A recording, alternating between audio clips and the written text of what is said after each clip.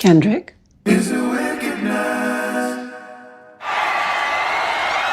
Kendrick?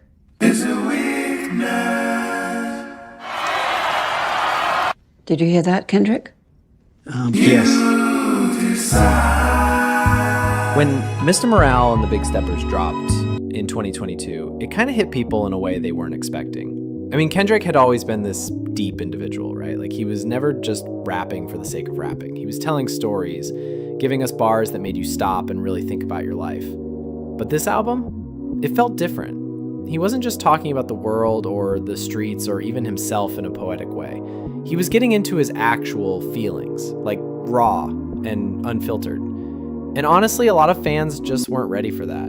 You know how sometimes you follow an artist for years and you kind of build up this image of who they are in your head? Like, they become this voice of reason, someone who always seems to have their stuff together, even if everything else is falling apart.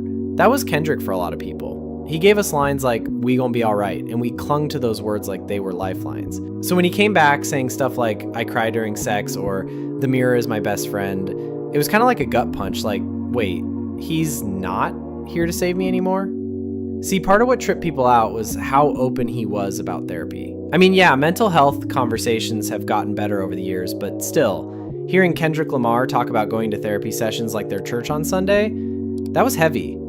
Especially because for a lot of us, especially in certain communities, therapy isn't really something you talk about openly. It's either seen as weak or unnecessary or just straight up for other people. But Kendrick flipped that whole thing on its head. He made it sound holy, like it was part of his spiritual journey, not just a medical thing.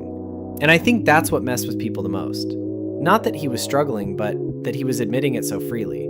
Because once you hear your idol talk about crying, about being broken, about not having all the answers, it forces you to look at yourself in a way you might not be ready for. A lot of fans wanted him to give them motivation, you know? They wanted another anthem to scream at the top of their lungs while driving through the city late at night. But instead, he handed them homework. He asked them to do their own work, and that's not always fun. He also started calling out his own fans, which definitely caught people off guard. There were lines where he basically said, "Don't put wings on my back just to clip them." Like, he knew people were putting him on a pedestal, and he was like, "Nah, I'm not your savior. I'm not here to fix your problems." And that was tough to swallow, because for years we had gotten used to looking to Kendrick for clarity, for direction, for some kind of moral compass. And now he's saying, "Nope, I got my own stuff to deal with." That's when a lot of people checked out. Some folks said he got too preachy. Others said he lost his edge. Some even said he wasn't the same Kendrick anymore. But I don't think he lost anything. I think he just grew. And growth can be uncomfortable, especially when it makes you realize you've got growing to do too. The tour didn't help either, honestly. Like, the Big Steppers tour was intense, like theatrical level intense. He wasn't just performing songs. He was reenacting trauma, showing breakdowns, making you feel every single word.